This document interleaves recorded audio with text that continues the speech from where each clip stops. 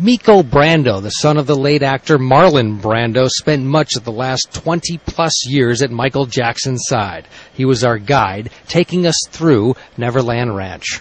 Miko, you've spent a lot of time up here. This place is so big that obviously this isn't just for decoration. This train station was a real train station with a real train. Real train, steam engine train, large one.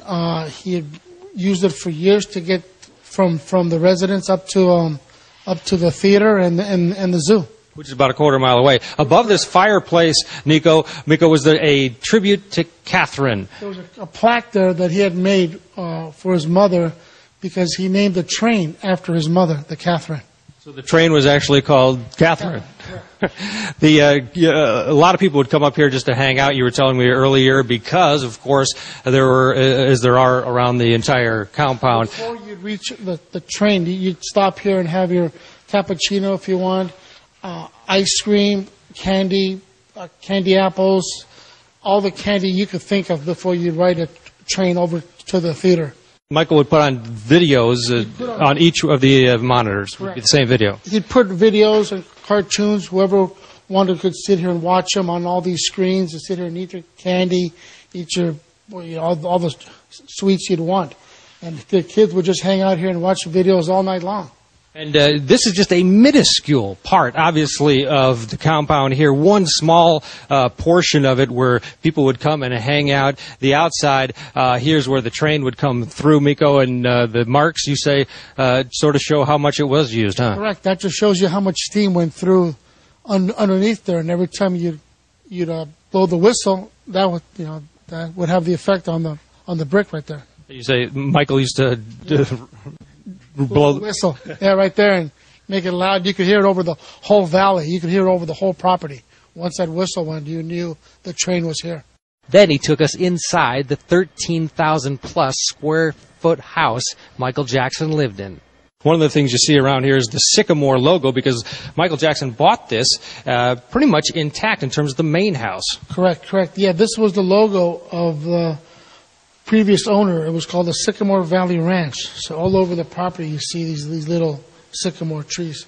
And you say that Michael first stayed here when he was working on a video with Paul McCartney. He just came here and was basically put here, and you say you just couldn't get it out of his mind. Correct. He stayed here when he was doing the Say Say Say video, and he enjoyed it. He liked it. He wanted to buy the property. Then we went on tour, and during our tour, '88, the back tour, he had bought the property and said, "Hey, Miko, I got the ranch." The ranch. This room is what? This is the living room. Piano used to be over here with a bunch of photos on the piano. A castle he had built sitting over here. Living room chairs, furniture, sofa, the TV on the wall.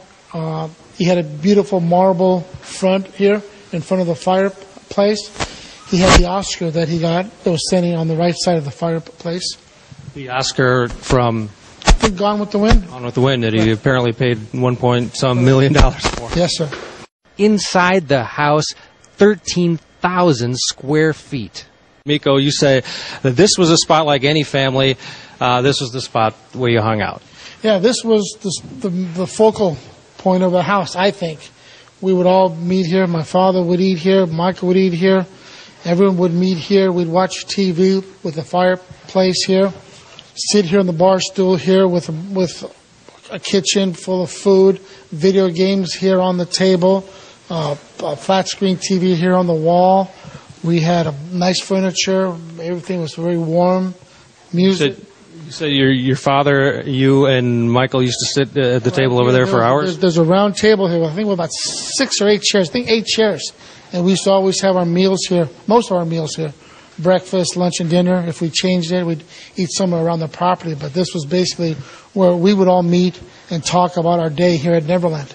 As for Michael Jackson's bedroom, you're looking at the doors, and you can see the locks on the doors. Miko, privacy was key in this room, obviously. Yeah, he liked his privacy. When the doors were open, it was okay. But when he locked, he wanted his privacy. He had his privacy. This is one of the bathrooms. There are 2 bathrooms in this suite, and this is the area where Michael Jackson also slept sometimes. There's a staircase up there and a small bedroom upstairs. You say he slept on both levels? Yeah, he slept wherever he felt like sleeping, he'd crash out. So he had a choice of 2. All right, let's swing around here. This is a massive bedroom suite. Let's get to all of it. Here is the view. It's gorgeous. You were married out there. Obviously, it doesn't get much better than that for a view outside your room. No, we had a great... there was a gazebo out there by the tree. We got married there. Everyone was out there. It was beautiful. The flowers, the grass, everything was just immaculate. When you look at the house now, Miko, it is unfurnished, obviously. Give us a sense how different it was fully furnished. Oh, it was the place. I mean, I've seen a lot of houses in my life, but this was the house. There's been a lot of talk about this closet. It is massive, and in the corner of it is a secret compartment or secret little area. And Miko, you said this was sort of a safe room just in case. Yeah, this was just some place, in case something ever happened. It would be where he'd go. For you coming back here, what are you feeling? Numb that I wish he was here, and I wish numb. Ted Rollins, CNN at the Neverland Ranch.